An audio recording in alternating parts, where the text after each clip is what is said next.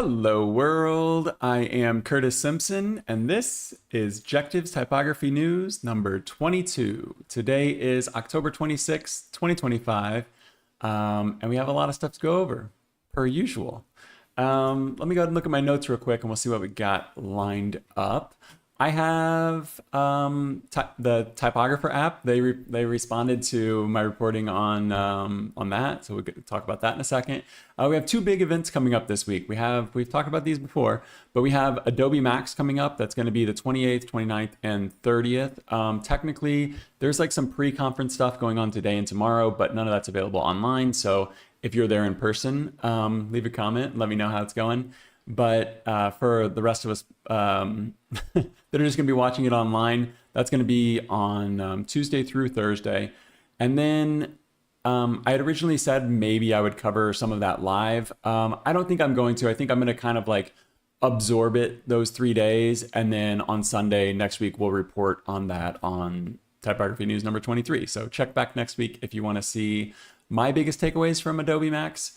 And then the big event that I'm most excited about this week is coming on actually the last day of Adobe MAX, October 30th.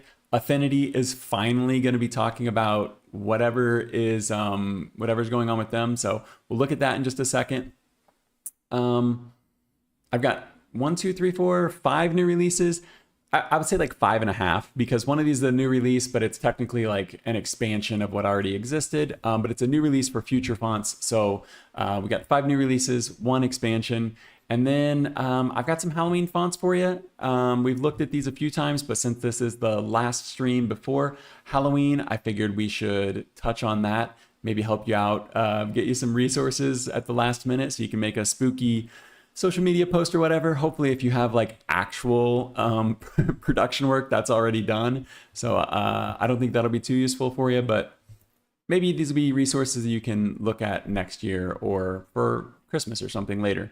And then lastly, I have 3 archives for you. I love watching these. I love looking back at like video archives. So I have 3 really good resources for you and we will look at those at the end.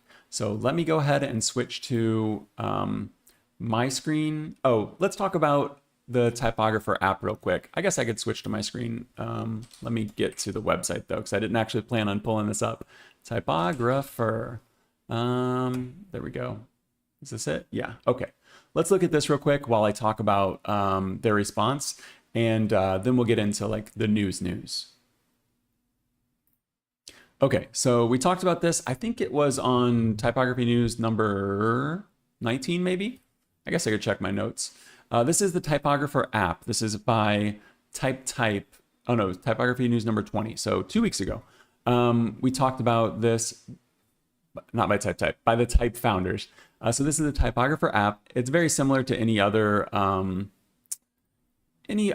font management software, except this is a paid one, and you get access to all of the foundries over at the Type founders. So I'm not going to go over all of this again, but I did want to just reply or just give you a quick update because they emailed me and they said, hey, we appreciate the objective coverage of the release. That's what we're looking for right now.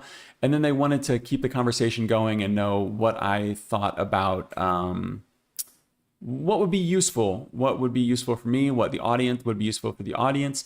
So I'm personally going to think about, what would be useful for me. But I'm not sure what might be useful for you guys. So go ahead and leave a comment if you want me to directly like pass along anything that you have that you would be looking for in something like this Typographer app. And I will be sure to pass that along. So let's go ahead and get on to the events. We have Adobe MAX coming up. I talked about this at the top of the show, but let's go ahead and go into a little more depth. Last year, Adobe MAX 24 was live for 10 hours. So I'm not sure. Hopefully they're going to go ahead and do like 2 or 3 days for the stream, because I know North America or the Americas is on October 28th and 29th. And then here we go right here, number 28th and 29th. And then we've got Asia Pacific is going to be the 29th and 30th. And that is going to be the same for I'm not sure what EMEA stands for. I apologize if you know what this means. Let me know. But yeah, so from the 28th into the 30th, there are keynotes, sessions, all kinds of crazy stuff going on. This is the online agenda, though. That's what I am most interested in. And I'm assuming since you are here, that's probably what you're most interested in as well. Last year, they were in London and they streamed 10 hours, like I said. Hopefully we'll get more. You can see they have done other live streams where they're doing day 1 and day 2 for other events. But yeah, that's what I would expect. I would expect to see this on their website. Unfortunately, the Adobe MAX webpage, I do have this linked in the description, as well as everything else we're going to talk about today. None of it is sponsored. None of it is affiliate links. But everything's linked in the description if you need to skip ahead or you just want to follow along. Adobe MAX, they have this attendee portal where you can like sign up. So this is mine right here, Curtis Simpson, Jectives. I actually didn't schedule anything, and I'll show you why. I do think that this Adobe MAX portal is useful. But so you can see all of the details and stuff here. You sign up, you register, and then you'll get like into a portal like this. I do think that this portal is useful for seeing what's coming up because you can see all of the schedule and things like that. But I would be hesitant to suggest that anyone actually add these to their schedule, and let me explain why. So you can do all sessions. Those are going to be in person and online. We're only really worried about online here. But let me just go back to all sessions because it's going to make this a little bit easier to demonstrate.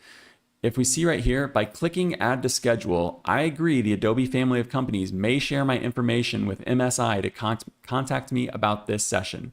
You scroll down to like some other ones and you'll see the same thing about, this one's for AMD. You'll see them for Microsoft. You'll see them for, so here's one for Microsoft right here. So if you use this tool, which it would be nice if you didn't have to, worry about these things, but if you use this tool, pretty much prepare for a bunch of spam if you actually add these to your schedule. So I would use this to kind of like look and see what online events are going to be going on, and maybe that can be useful for you. They do have it in Pacific time because that's where the event's going to be held. And then this is me right here. So this is GMT -3. So whatever your local time is, it'll also show up on there as well. So you can get an idea of like what's going to be going on, but I wouldn't actually add these to your schedule, especially if they say things like this, because then you're going to end up on some newsletter mailing list. And I don't, I don't wish that upon anybody because you're going to get a ton of spam. The last thing for this Adobe MAX event is they do have an official Discord. I don't know how useful this is going to be, but you can go on here and maybe this will be a good source of kind of like conversation during the event. It looks like some people are already there. That's kind of cool. But I'm not a big Discord guy, but if you are, maybe that will be useful for you. I'll be watching this on YouTube. Hopefully they have it all right here. But the last day of that, we're going to have the Affinity Announcement. And this is one that I'm actually going to be doing like my first breaking news live event. Fingers crossed, everything works out. But let me go ahead and open up some more tabs here. So this is the event we saw, or this is the announcement. We saw this before. They're just talking about creative freedom is coming. And this is literally all we have seen for the last month. Just absolute radio silence. If you're not aware, Affinity took down the ability to purchase any products. You can still download them if you already own them, and they actually extended the trial for anybody that had a trial signed up, and then they were like, "Hey, I want to buy this now. I don't have access to the trial, and I can't buy the new one." Now you can.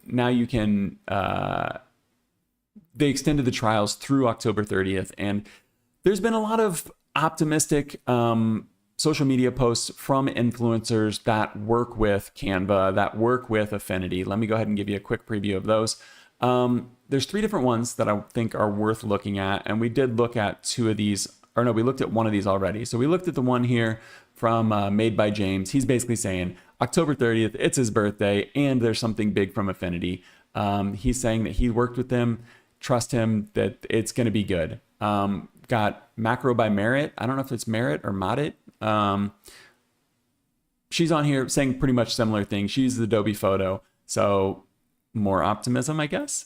And then last we have Will Patterson on here also talking about this. And you can see there's some kind of crazy gradient that's using like Bezier curves and stuff. So I'm interested to see what that is. But if the big announcement is a new gradient feature, I just can't imagine that that's actually what it would be, something silly like that. So these three here are plugging it, saying that, you know, it's gonna be good. Don't worry about it. The funny thing is here, if you look at his actual dock and his MacBook, you can see that he's still got there's Illustrator. I know you won't be able to see this, but he's got Illustrator, Photoshop, Premiere, and one other one there. I can't remember what it was, but then he does have the Affinity apps on there. So clearly still an Adobe user. But let's see. I'm pretty excited about what's to come, and I will be going live on Thursday. I can't schedule the stream yet because I'm not sure what time it's going to be. Like I said, there's still absolute radio silence from Affinity, but I'm excited to see what they tell us, what this news finally is. And similar to Adobe, there is an official Affinity Discord. It's pretty much mayhem. It's just been speculation for the last month. So again, not a big Discord user, but if you are, that's there. The next thing we're going to talk about is actually a Chromium web extension. So let me just pop open a bunch of these real quick for you, and we'll get into some stuff that's not. Oh, we're getting advertisements. I did pop this up just so that we could specifically have no advertisements. So this is my personal account. I do have YouTube Premium. If you don't, I do think it's worth the money, but this is not a pitch. I don't work for YouTube. I don't work for Google. Let's see if I can get this going. But I signed into my personal account because then I won't have to see advertisements on my Jectives account. Hey, look, there's us right there. So this is Aerotype. This is, let me look up his name real quick. This is Stephen Nixon for Aerotype. He created this tool a few years ago, I think 2015. And it is called TypeX. It is a web extension, a Chrome extension, for typography. And we've talked about my favorite one before. It's called What Font, and basically you can use it to see what font is being used on a website. You just pop this open, you click, and it tells you, that's basically the system font there on GitHub. But you could go to Wikipedia. This is probably going to be the system font too, if I'm being honest. Yeah, sans serif. It's just a system font. Let's find one that's not. Here is Instagram. They're using the system font too. Okay, I give up. The point is, there are more typography applications or extensions than just font checkers to see what font a website is using. And this one here is TypeX, and it's actually really cool. We do have the video here of Stephen here talking. Stephen Nixon here talking about the app. I think I do have this linked in the description, so he goes through all of it. Creator of the app. He will go into it in much, much more detail.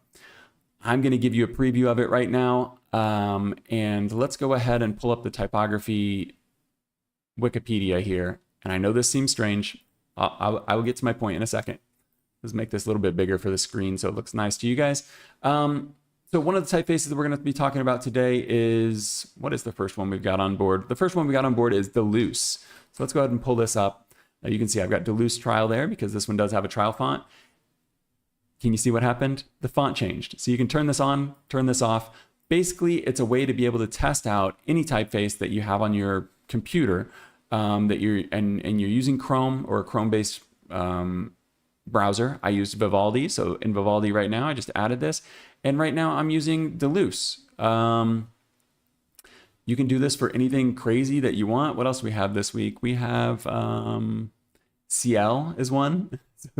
This one's not going to work at all, but we're going to pop it on there anyway. Ciel is going to be a calligraphy, copperplate inspired typeface. But you can see you can swap this, and it's super, super fast. I don't know. Sometimes you deal with extensions like this, and you're trying to change something big, and it just doesn't work. This works incredibly well. It's super fast. It's super easy to understand. And the best part of it is that you can actually edit the CSS. So if you're a type designer, if you're a UI designer, you really do have a lot of freedom here to edit the elements and styles. I'm not going to do that right now, but if you watch the linked YouTube video from Aerotype, he will give you a lot more details. If you go to the link to GitHub, this will give you all of the information that you would possibly want to know about it. Let me just point out one thing. So let's go back to a more reasonable typeface on here.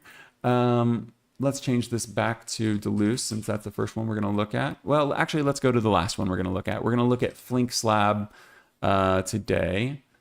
It's not actually the last one, but let's go ahead and look at Flink Slab. Let's just go ahead and do the compressed version of it.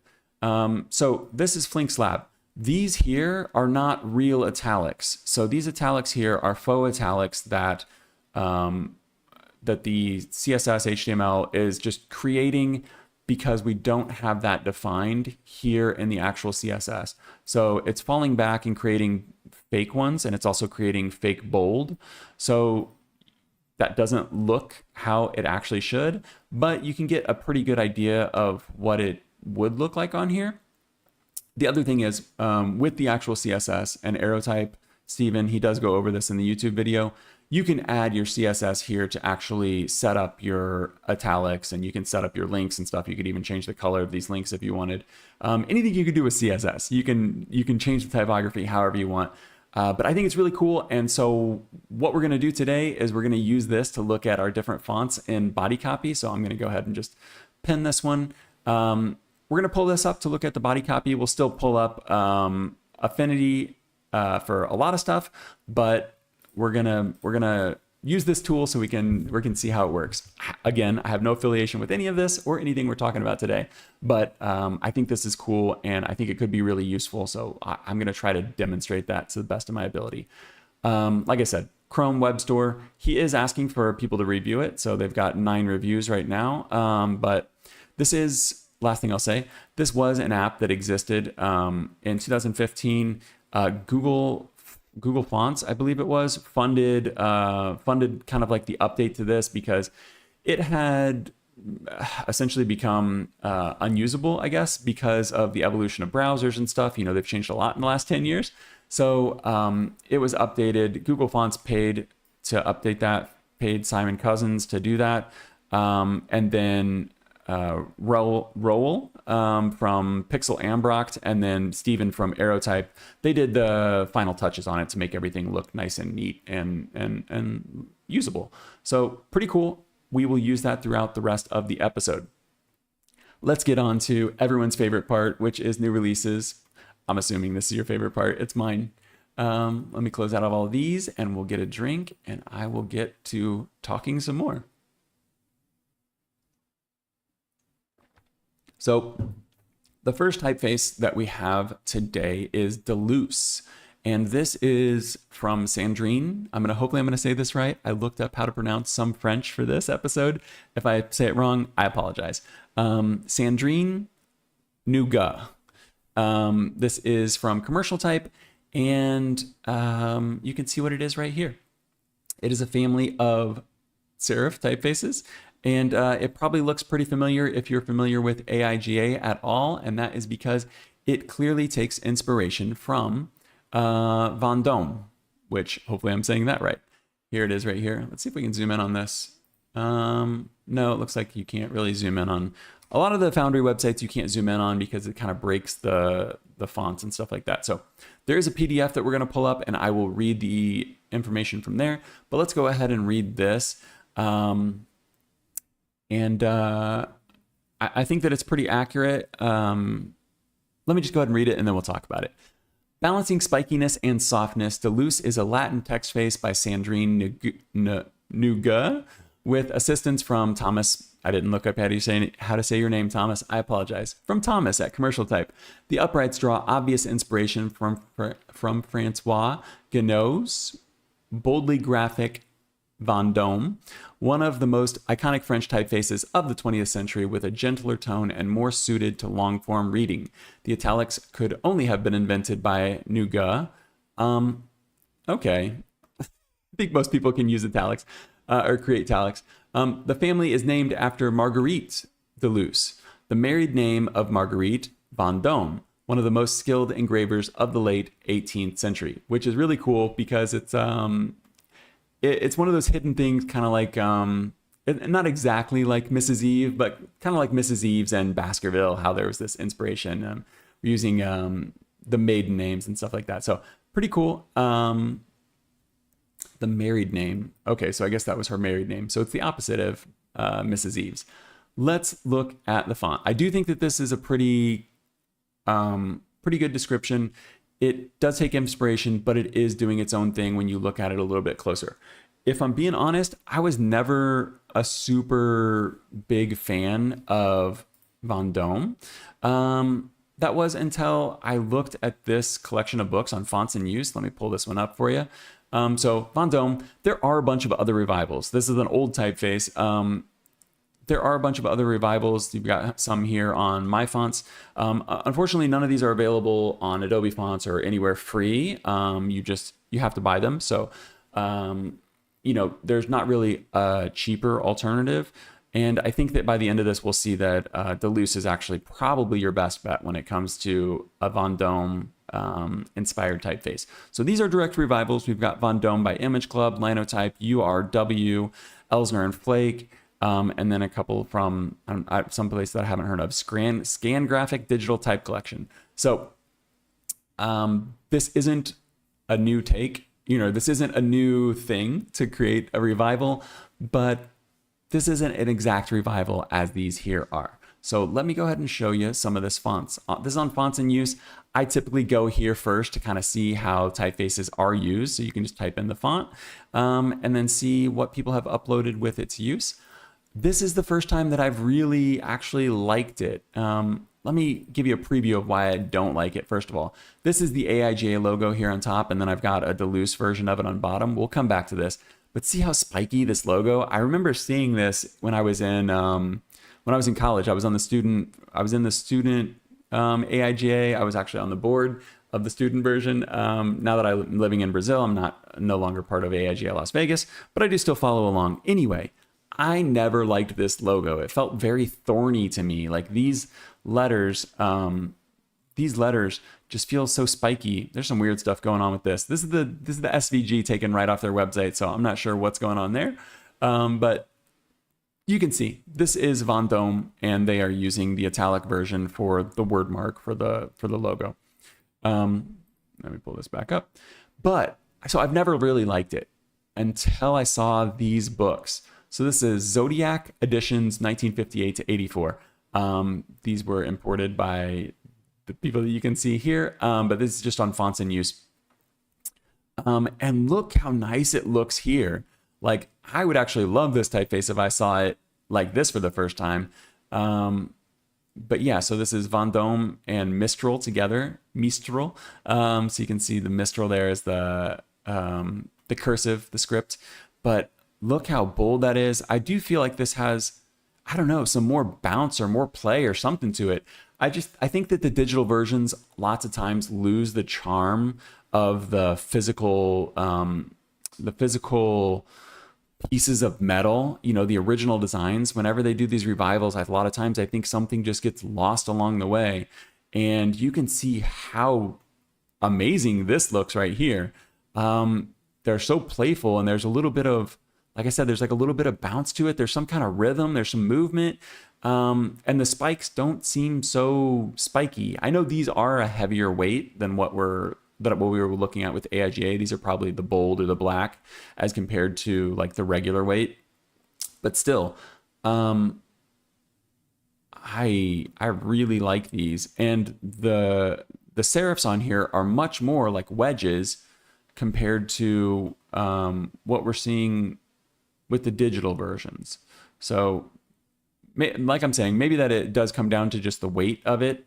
But let's go ahead and pull this up in Publisher, and we can look at the Vendôme compared to Delusse, which we're talking about today is Delusse. So Delusse is coming from Commercial Type. This is Sandrine Nougat.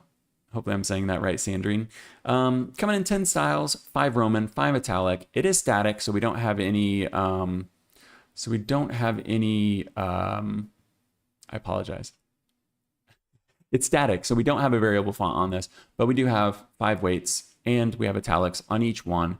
And the italics are not slanted, just like made up italics. These are ones that are made from scratch. So you can see there, they play really nice, but they're not like just an oblique version of the typeface. So I'm going to compare this to Delusse real quick, and then we'll pull it up on Wikipedia again using TypeX, and we can see how it looks. So not sure what this sans serif is here. I just copied the SVG down. So, but we can see on top here is Vendôme. This is the original AIGA logo that I said I've never been a super big fan of. On the bottom is Delusse, and I think that they should absolutely upgrade to this.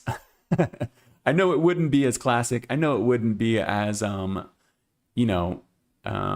old as AIGA is, but I could see this coming, you could imagine this coming as like a brand update, right? And then you see like, hey, we kind of filled out the font. We made it a little softer. We made it a little bit, a little less contrast in the typeface, and then just made it a little less pointy and thorny so that we don't prick our fingers on these sharp serifs. I think it looks really nice. So just get a one-to-one comparison between those two. Aside from looking at these books here, we can look at these as well. So these are the books that we just looked at. I typed out a few of them here and tried to get the weights as close as I could. And you can see a lot of the things are different. This really is not a one-to-one. The first thing that I noticed was the T's, the lowercase t's. So we can see one here. I know it's going to be low resolution, but it's kind of got that scallop out of it, and that's pretty typical. Whereas this one here is more like a wedge, just a straight up triangle for the T. We saw before this here, we don't have these super sharp spikes. Instead, we have these wedges with the little bit of a flat side on the serif there. The other things to note, the R stood out to me, and there are alternates for some of these, but you're not going to get the classic R. So here's the R that Sandrine created for commercial type. It's kind of like a sword on the bottom there, or maybe like a knife. This one here is more like a sharp dagger, like it's really pointy, and it's very nice. It definitely has its own charm to it. But I'm just pointing out the differences here so you can see that it's not really a one-to-one. The E, there's a lot more contrast in this E here in Vendôme as compared to this E here from commercial type. And I can change some of the weights here for you. Oops, hold on. Let me get out of this. I can change some of the weights here for you so you can see, but that E is still pretty much going to stay exactly how it is. Even when we get to regular, you're not getting a ton more contrast out of it. Even when we get to the blackest one, well, when you get to black, there's quite a bit of contrast, but it's kind of mandatory. One of the interesting things about both of the typefaces is that center bar there, that crossbar there, is almost the exact same length as the top and bottom bars, which almost never happens. I mean, we can look at anything here. We can pull up, this is Futura on top. Oh, that one is, isn't it? Am I going to eat my words here? Typically, the E, yeah, you can see there, that one's pretty significantly different.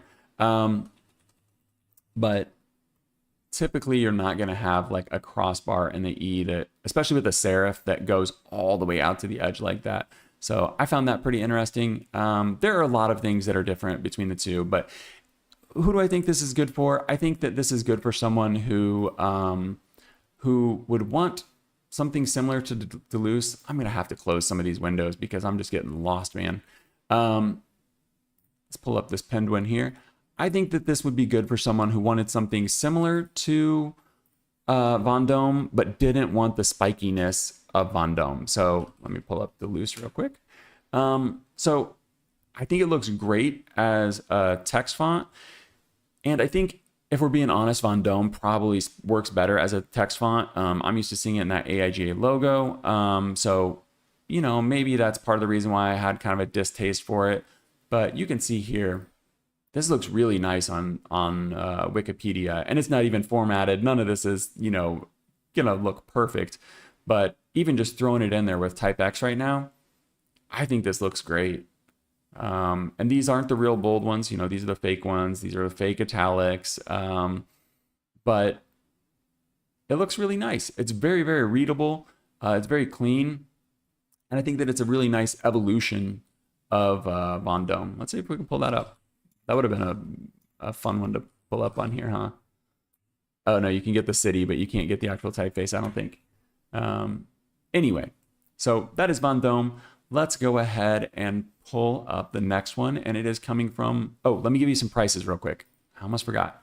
A little bit out of it here. So this is the actual website. Unfortunately, the website doesn't show you a ton. It does give you a bunch of open type features though. Gosh, I should have pointed all this out, huh? Let's go ahead and look at these real quick. Then we'll look at the prices and then we'll get on to the next one. It does have a bunch of open type features as you would expect from a workhorse. So you can see all these right here. You can turn them on, turn them off. It does have some alternates for the queue that we were just looking at. Go ahead and put this back at full size. I know this is going to be small, especially if you're on a small screen. So you probably can't really tell the cues and stuff there. But these here, you can get the punctuation to move, which is incredibly useful for a workhorse font. Nobody wants to have to shift the baseline on an @ symbol. It's really nice that you can just do that in the open type features, and a lot of times it'll do it for you. You can switch from the descending J to the, on the baseline J. I think that's really nice. But there are a bunch of typical default features that you would expect from a workhorse.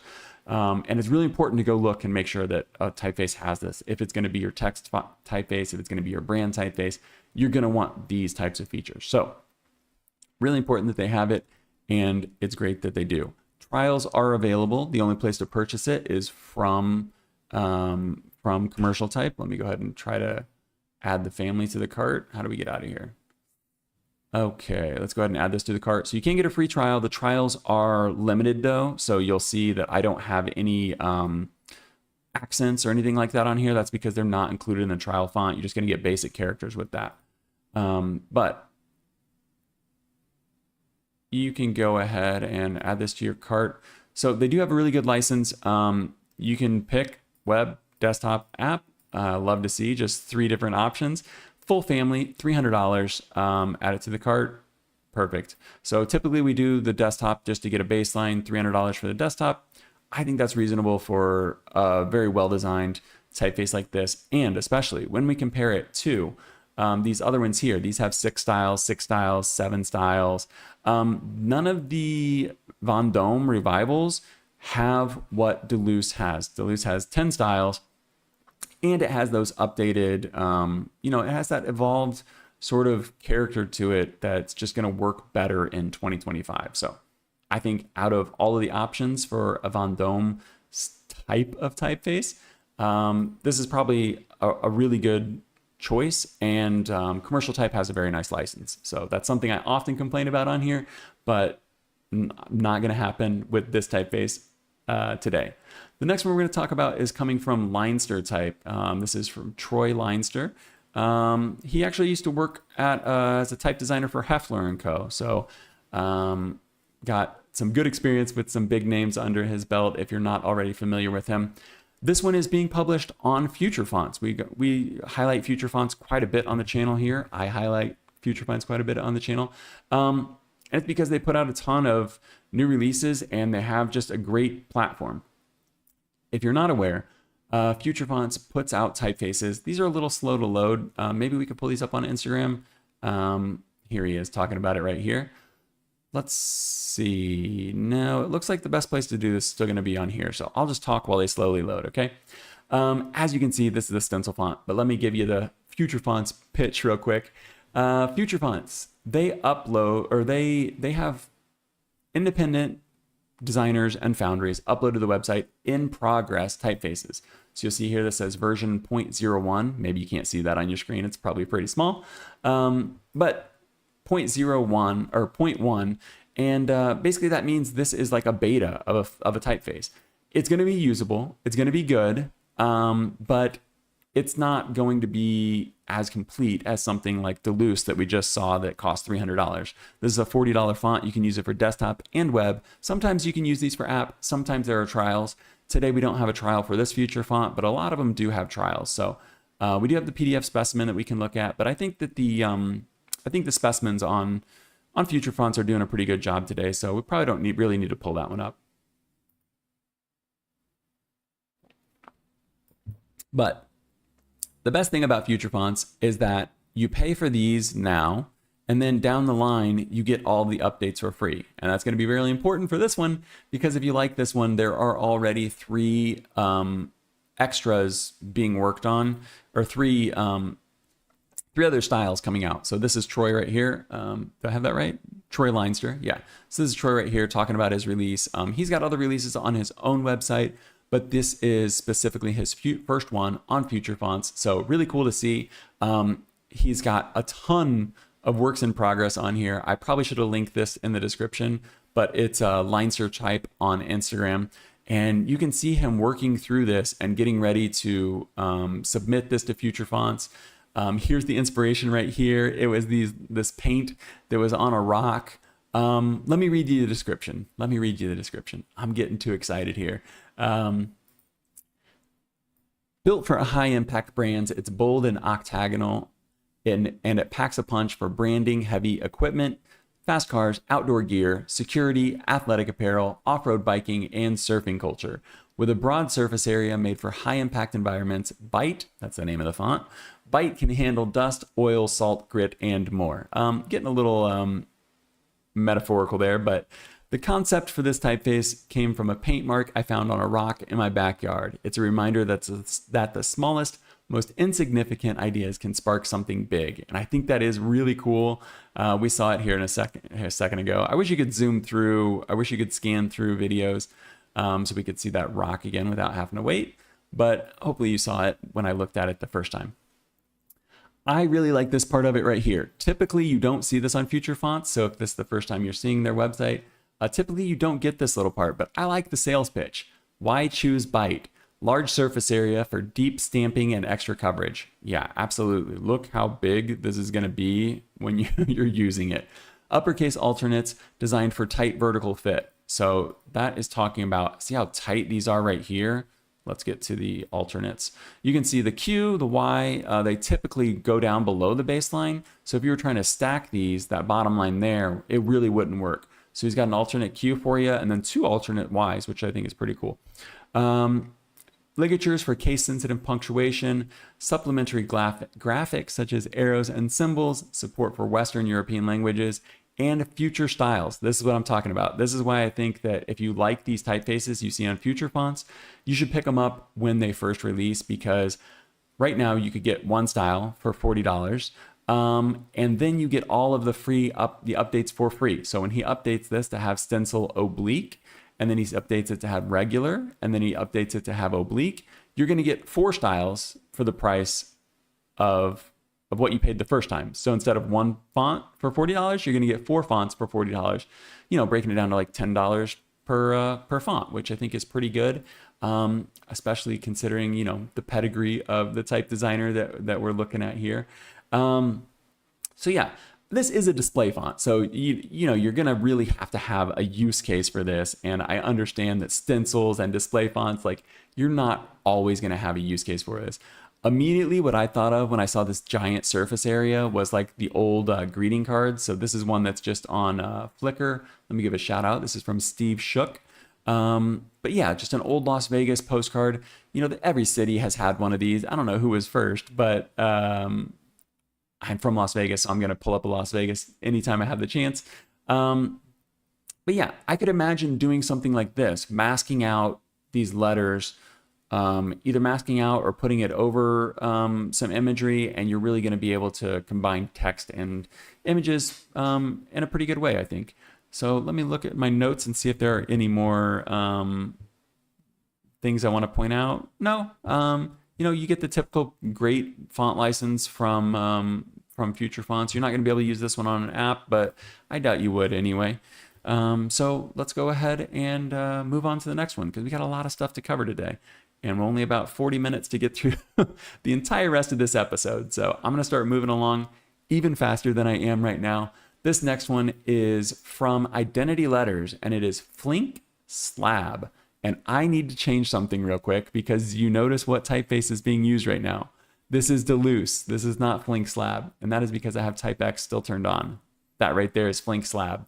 I'll go ahead and point this out now. Hopefully I'll remember to point it out at the end. But right now there is a code to get 40% off, and you can get the 40% off the entire family. It's not just one font. You can get every font in this family for 40% off if you use this code up until December 8th. So Flink Slab, let me go ahead and read this for you because I think they do a pretty good no-nonsense description here. Flink Slab is a clean geometric superfamily with unbracketed slab serifs. It comes with energetic voltage alternates for electrifying impact and display sizes, and pairs perfectly with Flink New. This is important. Our most versatile geometric sans. Both superfamilies share a common skeleton and vertical metrics, matching proportion and the same ranges of widths, say 40%. So they do a pretty good job showing it here. I am gonna pull this up in Affinity Publisher, so we'll look at it there. But you can see Flink Slab right here. Nice geometric slab serif. This is the insane number of styles that you've got with Flink Slab. So you've got a total of 108 styles because there are 2 subfamilies, 9 weights, 3 widths, and then you get Roman and italic. And you get a variable font, which is just going to be insane. A variable font that can get you, essentially 108 static fonts, and then everything in between those. So these specimens here are very nice. I'm going to sweep through these as fast as I can because I want to pull up my own that we're going to look at in Publisher, but I think they do a really nice job with these. So I do think it's worth looking at them. And this is going to give you, more objective look at it. Whereas when I pull this up in Affinity, it's going to be pretty subjective as to what I decide to show you. So you can see Flink Slab on the left and then Flink Slab Voltage on the right. And you can see it's got some like brutalist lines on there. And I do think that the Voltage name really fits well with it. And this is going to pair really well with the Bauhaus edition of Flink New. So we're going to look at both of those here in a second. Yeah, that's all of it right there. Here are some OpenType features. Let's go ahead and look at these right now so that I don't have to pull these up later. Yeah, so you've got extended Latin, 9 weights like we talked about, oblique, Roman. You've got stylistic variant. That's going to be the Voltage. You're going to have small caps, which is great. That makes this workhorse level. And let me point out right now, they thought about this being a workhorse right from the beginning. It has 1,300 glyphs. 1,300 glyphs. It has a bunch of stylistic alternates, but you can see here, case-sensitive forms, standard ligatures, tabular numbers, old-style figures, lining figures. Let's swipe back. Fractions, arrows. It's got different capital spacing. So if you're typing with just your caps, all caps, they went and spaced each of those individually. A lot of times, well, I won't say a lot of times. Sometimes type designers expect you to do the kerning yourself with all caps because they kind of space it for, how it would typically be used with a capital and then all of your lowercase following that in text. So they've gone ahead and done capital spacing for you as well. Everything else you can see here, /0. I like that. That's nice. They've got them with the /0 for the tabular as well as, or for the lining and as well for the old style. So that's pretty cool. Rounded numbers, squared numbers, or block numbers and circled figures. A lot to like about this one. Let me pull this up. So here we got Flink Slab. Here are the 6 main things that I'm going to look at. Like I said, there are 108 styles. We're not going to have anywhere near enough time to look at all of that. So I'm going to look at like the big picture here. You've got Flink Slab and you've got Flink Slab Voltage on the right here. And then you've got the 3 different widths. So you've got the regular, you've got condensed, and you've got compressed. And you've got those for both of them. And then you also have, like I said, I can scroll through these real quick, a ton of weights, thin all the way down to extra bold. And I think there's even a black one. Yeah, there's the black.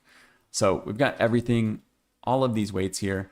Let me compare this.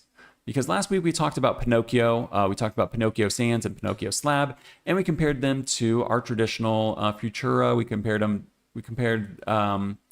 Pinocchio Sans to Futura and ITC Avant-Garde, and then we compared the Slab to Memphis and Rockwell. I'm just going to do a quick look here at Futura and Memphis so you can get an idea when we're talking about a geometric sans serif, a geometric slab serif. These are the first 2 that come to mind for me: Memphis, Futura. Here's how they're going to compare. you can see quite a bit different from Futura, but it is taking some cues from it. And this is actually Futura 100 on top there from Type Together. We covered that a few episodes ago. But I think that is arguably, the best Futura version that there is right now, because it's just got a ton of language support. And then Memphis, this is the classic down here. I'd say, obviously Flink is doing its own thing. It's got some similarities, but it's cutting off the points on the N, it's cutting off the points on the A's and stuff like that. The K here is the biggest standout difference for me. We've got a typical, the Frutiger Futura style K there. This one's kind of like that as well, but this one's got the little crossbar in there. And there may be an alternate for this. Oops. There may be an alternate in there for this. I don't think that we have time to actually look for that. But just so you can get a comparison of how they're working here. So that's how they compare to the classics. This is Flink Bauhaus. So this is Flink New. Flink New Bauhaus style. And this is Flink Slab Voltage style. So they recommend that these two could work together, and I could not agree more. These are insane, actually. Like the fact that this and this and this is all is all the same superfamily.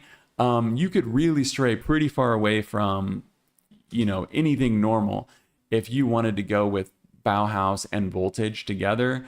You could get some pretty crazy stuff out of it, and then fall back on Flink New and Flink Slab for your more user interface, for body copy and stuff like that. But you can get pretty wild with these. The best part about this, like I said, is that this is a variable font. I don't actually have the variable on here because this is the trial. So they just give you a bunch of static fonts to play around with. And these are the italic just because I felt like the italic worked with the names a little better, but we can show you the real ones, or we can show you the standard versions as well. But I think the italics look really cool on there. So we'll just leave those there. This is incredibly well priced. It's got a ton of features. Let me pull up Wikipedia like we've been looking at so that we can see how this looks with Flink Slab on here. And this will give you an idea of the body copy. I do think that Flink, look at all these weights over here. I don't know if you can see all of these, but there's just a ton. So this is Flink Slab. This is the test right here. Let's go ahead and switch to wide so you can see it a little bit better. I think that looks fine. It wouldn't be my first choice for body copy, but I think that you really could get away with a lot, especially for a slab serif. I think you get away with a lot with this one. And when I say get away with it, I mean like you really could use this for more than just headlines and things like that. So that is that. Let's look at the price, because a font can be as good as it wants to be, but if the price is bad, if the license is bad, you're not going to want to buy it. So I will leave that up to you whether or not you want to buy it, but I'm going to try to give you the objective point of view here, and then I'll give you my subjective take on it, because I absolutely do have one. I always do with the with these license and stuff. I'm going to zoom in. So this isn't what the website would typically look like, but I think it'll look better on your screen if I do this. Buy it for yourself. We always test it for the desktop license. So they've got this broke down, just 4 different versions here: desktop, web font, apps, and EPUB. So if you were going to put this on a Kindle or something like that. So I think that's reasonable. I think that's nice. $120 for the full Slab collection. That's going to give you Flink Slab, and it's going to give you Flink Slab Voltage. And like I said, this is going to give you it's going to give you all the static fonts, but it's going to give you one supercharged variable font with 108 styles, packed into it. You're going to be able to do just insane things. I can't even imagine, somebody that was really good at Cavalry or really good at After Effects, the animations that you could get out of this would just be crazy. So 199 euros for this one. But remember in the very beginning, I said that there was a discount code. Let's see if that is going to work. It is Flink Slab 40. And if we apply that, you can get this for $120 right now through December 19th. So I think that is like just a crazy deal. I know there's going to be people out there in the world that are like $120, I can go get a font for free.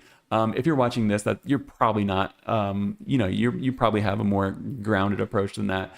But if you look at everything that this typeface can do, I think 120 for the family and for that insane variable font, man, this is one that I would be tempted to pick up even if I didn't need it. But I'm gonna hold off just because I've been not necessarily burned, but I've spent too much money on typefaces that I don't actually end up using before. So I do have a rule now that I'm just gonna buy one when it's time to use it. But this is one that definitely tempts me. That was Flink Slab by Identity Letters, and in my subjective opinion, great price, great value for what you're getting, and a really good license, which isn't always the case, unfortunately, as we're going to see. So this next one here is from Production Type. This is Ciel. Hopefully I'm saying that right. I didn't actually see any production on or any pronunciation on this. But they've got a nice little specimen animation here. I'm going to let this play while I get a drink of water real quick. So nice little animation. What this is showing you here is the initials. So we'll get to that in a second. Unfortunately, there aren't any other specimens for this. We can pull up the PDF. We'll pull that up here in a second. But basically, the entire web page for this font is what we're looking at right now. One specimen. You've got the 5 different weights here. And we're also going to have 3 initial fonts for that, which I'll talk about in a second. A little bit of a description. And then the type designer here, Leia Bruno. I do think this is a very nice typeface. I am going to have some criticism about it, though. So let me talk about all the good stuff first. There's a trial. Love to see it. It is a pared down trial. That's fine. I can respect that. Let me go ahead and read the description for you, and then I'm going to read this for you just so you can see why I'm not going to read it. So Ciel, hopefully I'm saying that right. Ciel opens with appearance, a visual tapestry where the outlines overspill the linguist's task. Ciel's ornamental layers run thick in 3 styles of overwoven capitals knotted in dense monospace squares. I'm going to stop right there. So that's just the first 2 sentences, and you can see this is going to be incredibly flowery. It's not going to be to the point. It's not really going to tell you what this typeface is about. There is one line in here that I think is worth reading, and that's basically that this is based on copperplate. That's what it uses for its bones, as they call it. So copperplate, not the font, but copperplate, the calligraphic style. And if you are familiar with calligraphy, even just a little bit, you've probably heard of copperplate. It's basically the one that people recommend as like the first one to learn. So we've got a couple of PDFs here. We're going to look at Ciel, and you can see here's the initials right here. I just want to pull these up real quick so we can get an idea of what's going on. Here are the initials. So when we're talking about the initials, they're going to be basically decorative forms of the typeface. Maybe it would be easier to pull this up in Affinity. You can see all 5 weights of it right here. The lightest extra lightweight right here is going to be incredibly delicate. I think that's going to get lost in most situations, but there definitely could be some use case for that. And when we look at the capitals, I think you'll see why that actually does exist. Let me look at my notes. I just don't want to miss out on anything. So yeah, I do think that the solid formal script, I do think variables could set this apart. Unfortunately, this is just a static 5 different fonts. But I think variables and increasing these widths could be really cool. Maybe that's something they could expand on in the future. So there's your 5 different weights. Here are your initials. This is what I was talking about before with the initials. And the interesting thing about this is that the initials only come in this 1 weight. It would be cool to see these coming in other weights. Let me give you an idea of what's going on here. So this is the C and CL. Let's tab out of this. This is the C and CL, and there are 3 different types of initials, first, second, and third. First, it just has the 1 stroke. Second is going to add onto that a little bit, so you can see what's going on. And then third really lays it on. So at that point, if you didn't know this was a C, you might be in a little bit of trouble. But Let me go ahead and undo that. There we go. But yeah, so you wouldn't typically use them like I've got them being used right here. This says Ciel initials by Leah Bruno. I'm going to say Bruno. And you can also see that I'm not using the accent on top of this E. That's because with the trial font, we don't have any accents. How I think you would probably use these initials. I mean, you could use these on a diploma or something like that. You could use these to sign like a cover page in a book or something. But I think for most people, they would probably end up using them kind of like this. This is just copy placeholder text, dummy text, just some Latin to fill the page. But I think you'd probably end up using them more like a drop cap like this. And even though this might be incredibly hard to know that this is a C right here, let me see if I can type this out. Oops, a C. Well, let's see if we can get this. Yeah, so like that's a J. Let's type the A here. Well, I'm messing this up too much. I set this up. I set this up earlier, and now I'm messing up the drop caps and the styles and stuff like that. So I do have these set up in style, so I probably didn't do a good job of demonstrating that just now. But here's how I think that you actually would use it.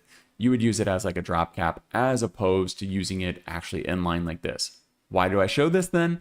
Because I think that it's important to know that if you were typesetting this and for whatever reason you wanted to turn this into one of those capitals, it's not actually going to mess up your typesetting. So say you had typeset a whole book or a whole magazine article and you're like, hey, on the first letter of every chapter, I don't want to do a drop cap, but I do want to add these initials to it. Or anytime I type this certain name, I set some rule, whatever it is.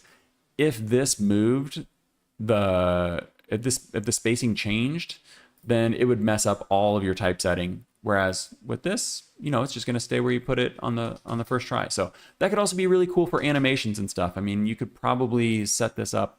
It would be kind of ridiculous, but you could set this up for some kind of UI where like you scroll over, you click the button, and then it adds different layers to it. That could be kind of cool. I could see some use case for that. And keeping the same, M square there and not bumping all of the text would be pretty useful. So I do think it's a nice typeface. Let's go ahead and pull it up on Wikipedia with type X like we've been doing. This is actually going to be the last one that we do this with because, oh no, I do have one more, I think. But unfortunately, I don't have test fonts, trial fonts for everything, but I do have it for Ciel, so we can see it right here. As you can see, some of this is broken and some of it is not the right, it's not the real Ciel, it's some kind of faux version that they'd made, and we're missing the accents in here. But I do think that there is a use case for this, especially if you wanted to imitate that copperplate calligraphy style and you were really going to write like a letter or something. You wanted something to look fancy. I think this is a very nice version of like a copperplate style calligraphy. Let me turn this off so I don't forget. And then let's go back to production type. Wait, let's look at this real quick because I said there weren't very many specimens, but I do think that it's worth noting just to give you the full objective view of this. This is the newsletter they put out, and there is a little bit more in terms of specimens, but I don't think they necessarily show anything more than what we've already showed. But you can see these numbers are pretty cool. I don't know what the use case for that would be, but you could imagine doing something a little more stylistic with the heavier weights and kind of shoving them together like this. A little bit of like a Herb Lubalin feel to that. I think you could do something fun with the bold weights, real tightly kerned, tightly spaced. That could be cool. But they're really highlighting these initials quite a bit, and I don't know how much somebody will really be using them, but this is what I think is the most important part of this newsletter announcement, and it's the sketches. I love to see stuff like this. I love to see how she's done this. So basically a bunch of looks like the printed versions of all of the base, the first initials, and then drawing different options on there for the expanded ones, the second and third initials. So that's pretty cool. But let's look at this purchase and the license because unfortunately this isn't one that I am in love with in terms of the license. Let's go ahead and add this. I'm going to try to be as objective as possible, but some of these are hard for me to stomach because I do think this is a great typeface. I think Production Type puts out a ton of great types. Per usual, we're going to select the full family because that's just how I like to do it. Full family on desktop. Click the desktop, and we're sitting at 385. Okay, capitalist. If this is what somebody wants to charge for it, if this is what I want to pay for it, no problem with that at all. Desktop, web, mobile. We started seeing this a little bit. Social media. If you want to use this on social media, which everyone's going to, you got to pay twice for it. So you got to pay $770 instead of $385. So, realistically, you're probably going to do all three of these. You're going to do web, social, and desktop.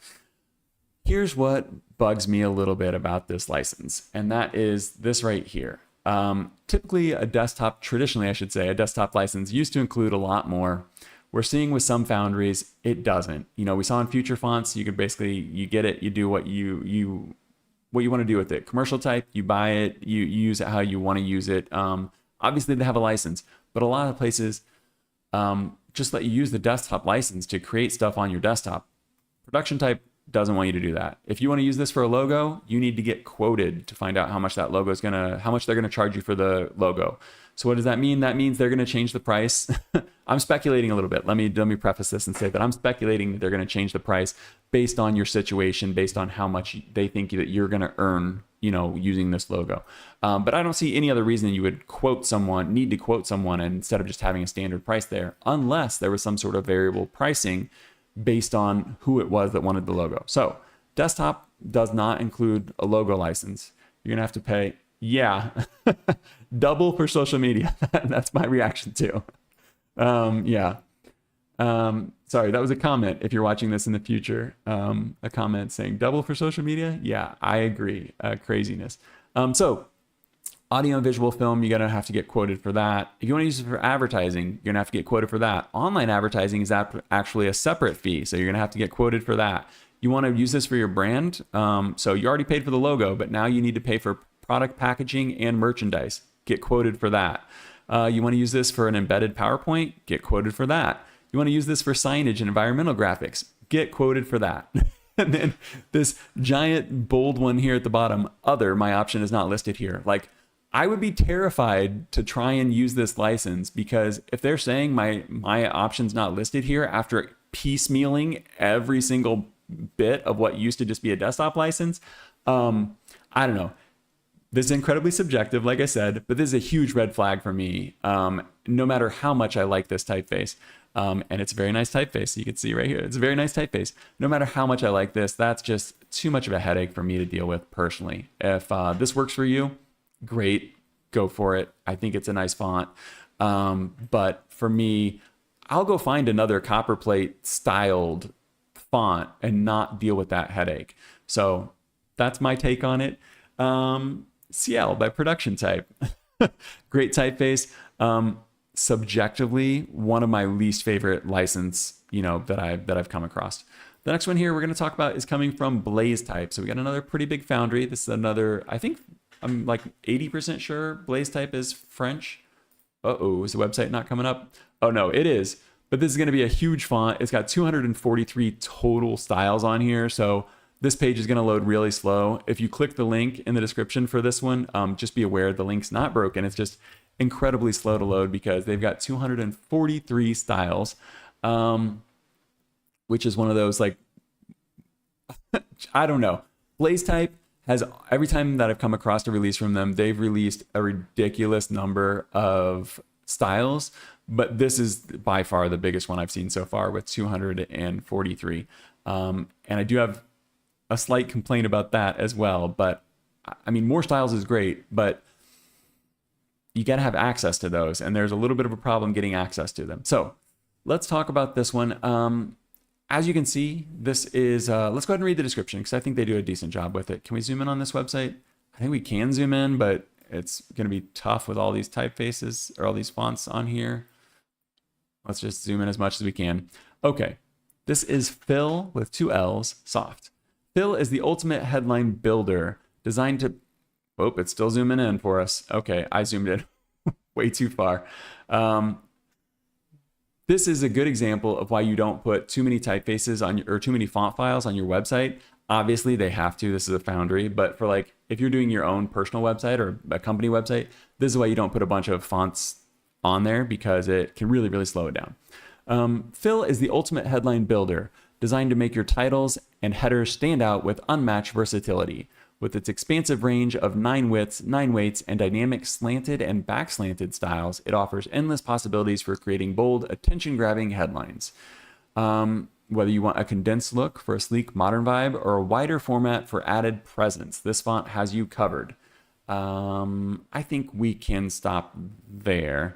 They do break it down a little bit more, but I think we're getting the idea. This is going to be like a display headline font. And there are a lot of options for how to play with it. And they do have trials for this. Unfortunately, while this does have a variable feature, let's scroll through this like 243 fonts so that we can get down to the variable for you. While this does have a variable option listed, I have not found a way to purchase the variable version of it. And I messaged them, I reached out to them and asked them, like, I see that it is a variable font. How do we get it? Because when you try to buy it, there's no way to do that. Let me keep scrolling, keep scrolling, keep scrolling. Here is the variable right here. So you can see you can get heavier. They've got this weird little interactive thing where you move the mouse up and down and it's going to make it wider and more condensed. You move it left and right and it's going to make it thinner and heavier. So kind of cool. But you can see this is a variable font and there's a lot you could do with a variable font like this. I love that. I love how thin you can, or how compressed you can make this, you know, to where you can essentially not even read it. Let's see if we could get really thin and really compressed. Look at that. It just looks like straight lines, and you can get super fat and super heavy. Oh, we're breaking the website now. But yeah, so this is a variable font. It looks great. I like the rounded corners. I'm a fan of rounded fonts. I know not everybody is. It's got some unique things going on. You know, it's got the angled crossbar on the E there, and it's just a nice looking headline font. You know, we've seen stuff like this before, but probably not with 243 styles. You can see it's got good open type features. Blaze fonts always, or Blaze type always does. You know, they got the rounded, the squared, the filled in. They've got just a couple of ligatures there. But yeah, they're going to have a bunch of features, and with 243 styles, I would hope that they're going to have it. So 9 widths. Do I have this in? No, I don't have this in here, because let me give you a little bit of behind the scenes here. So I download the trial fonts. This is what I use. I use FontBase typically to manage my fonts. And if I type in Phill, so Phill Soft, oh no, not Phill Soft, just Phill S. So these are all of the Phill fonts on here. I know that we just looked at them on the website, but typically when you download a font, when you download a typeface, you can click to just activate the entire type family. Not with Phill. With Phill, you have to do each one of them individually. And I don't know if it's just like this for the trial. That could very well be the case. But for me, there was no way I was going through and activating all of these just to play around with them for, you know, a little while to show you a few minutes in Affinity. So we're just going to stick with the website and just kind of talk about what's going on here. But you can see Phill Soft, it looks pretty nice. We saw the variable font at the bottom, and you can see tons and tons and tons and tons and tons of styles. I don't think there's a ton more to talk about it, but what I want to do is just look at the purchase. So it comes in 9 widths, 9 weights, and then slanted, back slanted for what I said, a total of 243 styles. It might actually be 242, and then the extra one is the variable weight or the variable style. Unfortunately, though, there's no way to buy a family package on this, so you can't buy all of them at once. So what you would have to do is you would have to go through and click every single one of these if you wanted all of them. And what that would add up to, it would be $9,720. Blaze Type doesn't typically do a discount on the family package, so maybe that's why they don't have one here. They just don't want that $10,000 price tag. That's speculation, of course. But I did message them because I really wanted to see, like, how could anybody purchase the variable font of this and not have to deal with 243 static styles. I mean, that's the big seller here, right? Is having 243 styles packed into one variable font, and not slowing down your website to a crawl like this page right here. They didn't reply, unfortunately, so we'll never know. Maybe they'll update that. But yeah, there is a trial font for this. So if you wanted to test this out, get the trial font. Really be selective and pick and choose what you're going to try. But if they do ever add the variable font to it, I think this is going to be much more usable. For me, I'm not going to test out I'm not going to activate all of these individual ones, but I do think it's a nice typeface. The price tag, that $10,000 price tag, would be a little hard to swallow for a headline font. But if you were just picking individual styles, I think you're looking at like $40 a style. So if you were really just picking styles here, yeah, 40 euros per style. You know, pick out a couple that you're going to use for a headline, maybe just like one weight, one width, and then the italic version of it, you're looking at $80. That's not horrible. But the license on here, again, not as bad as what we saw before, but not great. They're breaking down some of them where they're breaking down social media with this one is actually included if you're under 10,000, but they are breaking it down to where you need to pay for a logo. You need to pay if you're going to use it for a trademark, stuff like that. So not the worst one we've seen, not the worst offender. So I won't linger on this one too long, but it's not my favorite. The next typeface we're going to look at, I'm going to have to go real fast, guys. I apologize. The next typeface we're going to look at is coming, another one on Future Fonts. And you can actually get this one for free if you go to the designer's webpage. So this is by Jad Maza. Hopefully I'm saying that right. And the typeface is, I looked this up. This is what AI tells me to say. I apologize if it's not right. Maragsâ. Maragsâ. Maragsâ is a typeface. It says that Maragsâ is a typeface that owes its form to one of the accent marks used as a guide to correct punctuation of Filipino words. I don't know what that accent is. Whose tapered tips heralded the sharp edges, hastily flowing strokes, and abrupt cuts in the characters, similar to the manner of words with stress should be spoken. So pretty interesting concept. Basically, these sharp cuts in the way that you're speaking. Filipino languages. I know there are a bunch of them. I'm not sure which one specifically this is referring to. But this is a typeface that he created during lockdowns, during COVID, released in 2020. And this version of it is free. You can go get this for free. Literally buy it. Less than 2 people. You pick your thing. I think they're selling this on Gumroad. So you could, pay something for it if you wanted to, or you could just pay nothing. And that would be fine because that's how he has it priced. But on Future Fonts now, it's been officially released through their platform, and you can get 3 different styles now. So the medium was the original. Now you can get it in narrow and in wide. As you can see, it's very calligraphic. Not calligraphic in the way that we saw with the, what was that one? With Ciel earlier, but calligraphic in a way that, old scribes would have written with a broad nibbed pen. I'm going to flip through these on Instagram because Instagram's a little bit faster with the specimens as opposed to Future Fonts, because you can see Future Fonts is loading very slow. Instagram's a little more optimized, so that's why we're on here. This is his Instagram. I don't think I have that linked, but the website to get the free one is linked, and then the Future Fonts as well, if you wanted to purchase all 3 styles for $40 for desktop, web, and app, are also linked. So we can look at a few specimens here. It actually has more open type features and stuff than I would have expected for what is arguably a display typeface. But you can see the ligatures in here are very nice. Old style numbers, the /0 lining figures, really nice to see. But yeah, it's a very specific type of font typeface. You really have to need it, but it does have a lot of style. It's something unique. And the reason I wanted to bring this up is because I think sometimes typefaces are more than just typefaces, because while I was looking at this, I came across so many other Filipino type designs that I hadn't seen before. So this YouTube video here is from Type Electives. Great channel, go check them out. They've only got 400 subscribers, but they do really good interviews and stuff like that. So this one here is with Jo Malanis. Let's see if we can find her real quick. So that's her right there. She actually works for, let me check my notes real quick so I get this right. Jo Malanis. She is the library curator at Type Network, and she also has her own independent foundry. So they're doing an dual sort of presentation interview with her and with Jad as well. There he is right there. There's Jad. But so I was watching this and they were talking about different Filipino type. They started talking about type 63. So then I went down this rabbit hole.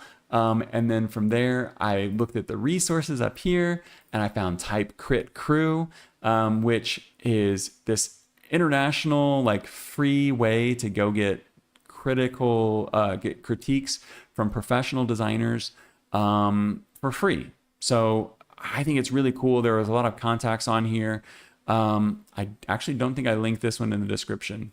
I apologize, but check out, if you look at type63.ph, you'll be able to find it in the resources there. So I think it's under, no, let me see, learning resources, free foreign, and there it is, typecritcrew.com. So why am I pointing all this out? Because I think sometimes, let me switch to the face cam. I've talked about this since my very first video, and I'm really going to be rushed here. I talked about this since my very first video, the seeds. I talked about it when I talked about my review of Thinking with Type by Ellen Lupton. And I talked about the seeds, and they're these things that you come across that lead you to other different avenues. So I guess you could call it rabbit holes or like pulling on a thread. But I think sometimes it's worth checking out new typefaces. It's worth checking out releases and like just doing a quick Google search or YouTube search on a designer to see if there are any interviews, because they might have something to say that kind of like pulls you down this other direction. And I think if you find things that are engaging, that like resonate with you, it's really worth kind of like pulling on that thread and taking an hour out of your day or 20 minutes out of your day to kind of let yourself fall down that rabbit hole. And just explore different things, because you really don't know what you're going to find. Two more things, and let's close this out, hopefully, really, really quickly. Man, I really wanted to get into some Halloween fonts. We're going to have to be so fast with this. Typeheist put out a list of 15 messy handwritten Halloween fonts.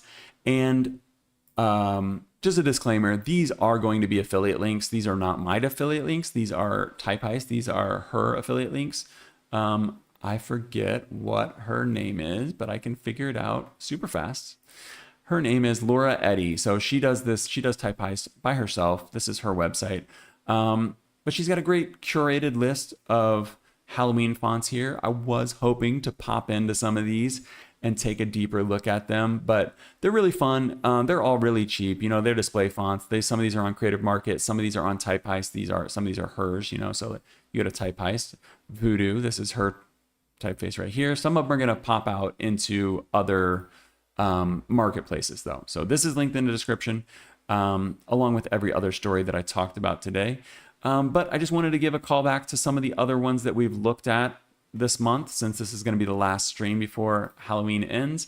Sinister Visions, tons and tons and tons of free open source, open font license typefaces for Halloween. I know it's last minute, but if you need something last minute, Sinister Visions has some really good stuff on here. I believe this is actually Sinister Fonts. It's like a subsection of Chad Savage's Sinister Visions. So really cool to check that out.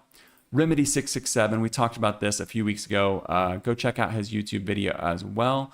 Tons of fonts on here. A lot of them are free. So there's free fonts and retail fonts. Let's see if it loads up. He's got a lot of really cool specimens. I could sit and look at these specimens all day long. And then, we got the basics. You can just go on Google Fonts and type Halloween, and you're going to find some stuff. So, we've got Creepster right here. I don't know about, Creepster, Eater. Some of these you might have to play around with a little bit. You can get a drippy one here, Nosifier. So I think this is supposed to be like, or Nosifer. I don't know what that's supposed to say. But there are some on here that are going to be open font license that are free. You might have to dig a little deeper, and then you might have to play around with the colors and the textures and things in your design to make them look appropriate. But you can find some free ones on there. Affordable ones, if you have an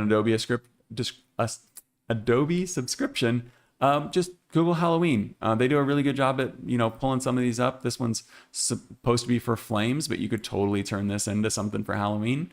And then lastly, if all else fails, go check out My Fonts, of course. My Fonts is one of those love or hate websites because it's owned by Monotype, which isn't the worst thing in the world, but some people think it is. And you can find, lots of Halloween fonts on here.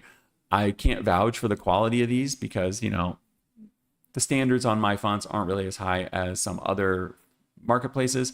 But you also have Creative Market, you have I don't know. There's tons of options if you Google Halloween fonts, but I thought I'd throw out a few of them, and I thought that this list from Type Heist was pretty nice. So I did want to look at these a little deeper, but unfortunately we're not going to be able to.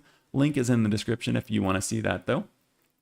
The last thing I'm going to talk about are some more archives, and I do have these linked in the description.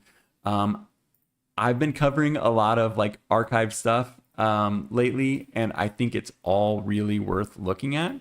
The first one, I watched this one in full. This is an interview with Herman Zapf in 1978. Herman Zapf in 1978. This is the RIT Gaudi Award. And it's crazy to see the conversation that they're talking about how like maybe there won't be any more type designers. Where are they going to come from? Because people stopped using metal type. They didn't learn that way anymore. People were using photo typesetting, and they were, Herman here, he starts to talk about a little bit of digital and things like that. He's kind of looking into the future. But these guys here doing the interview, they're like, where are we going to find new type designers? No one worked in foundries. No one's been an apprentice anymore. Talking about like actual metal typesetting. Really interesting conversation. And the RIT Carry Graphic Arts collection here, they have a ton of other videos on here. They're still publishing. That looks like 11 days ago. So 32 videos on here, only 237 subscribers. That video with Herman Zapf is linked in the description, but you could obviously go to the channel to see that. This page here, this channel here is dead. Font Shop, because Font Shop was purchased by Monotype, and so this channel is not going to be updated. But luckily, all of these interviews are still here. They're quick, they're brief, but these FontCast interviews are really cool. You got Jim Parkinson's on here, recently passed away. That would be one worth looking back at. But all of these, seeing an interview with Mark Simonson from 10 years ago is so wild. Seeing interviews with Eric Speakerman 10 years or 15 years ago is pretty wild. It's just cool to see these people that are still around designing typefaces, and look at what they were talking about, 10 years ago. The last one I'm going to talk about here is TYPO International Design Talks. These are huge playlists of TYPO Labs presentations, 30-minute presentations, 45-minute presentations, going into all kinds of different topics about typography. Let me switch to the face cam and we can close this thing out. So why am I bringing up all these? A lot of this stuff is outdated. That's why. I think there are a couple of things to remember. One, everything we're doing right now is going to be outdated in 10, 15, 40 years. If we're still designing, or working with typography, then, professionally or personally. But it's cool to see what people were talking about then, the things they were worried about, and kind of get a perspective that we don't necessarily have in our day-to-day. The other thing is that it's just fun to watch old videos like that Herman Zapf video. I could watch that interview, that RIT interview, for like 12 hours because they're talking about things that I don't have to worry about right now. They're talking about things that they were worried about, and they really are talking about some of the fundamentals of designing type and things like that. But the topics that they get into and the conversations that they're having are just really interesting to look back and see what they were talking about. I don't know why that's so interesting to me. I imagine all the conversations that are lost to time, all the conversations that we'll never get any insight into from great type designers and typographers that we'll never get to hear from because the conversations weren't recorded. So the ones that are recorded feel kind of special to like go back and watch. And they're just things that you don't have to stress about. For me, when I'm watching typography videos, when I'm looking at the news, I'm taking all kinds of notes because I need to report it to you guys. So maybe this is a little more personal, but if I'm watching a video from, I don't know, what would that be, like 50 some years ago? Oh no, that was in the 70s. I'm watching a video from 50 years ago. 70s were 50 years ago. I don't have to worry about what they're talking about. I don't have to report it on. I can just enjoy what's going on. And I think maybe that will be the same for some of you. Even if you don't watch typography videos, go find some archive. Go look at some old stuff and just enjoy it. That's my pitch. I hope everyone has a good Halloween. I am going to be back on Thursday to report on Affinity's announcement, whatever that turns out to be. And then I'll see you next Sunday. We'll report on Adobe MAX and anything else going on with typography news. So I've been Curtis Simpson. This was Jectives Typography News number 22. I will see you next week. I'll see you on Thursday if you come, but I'll see you next week for the next typography news. Bye.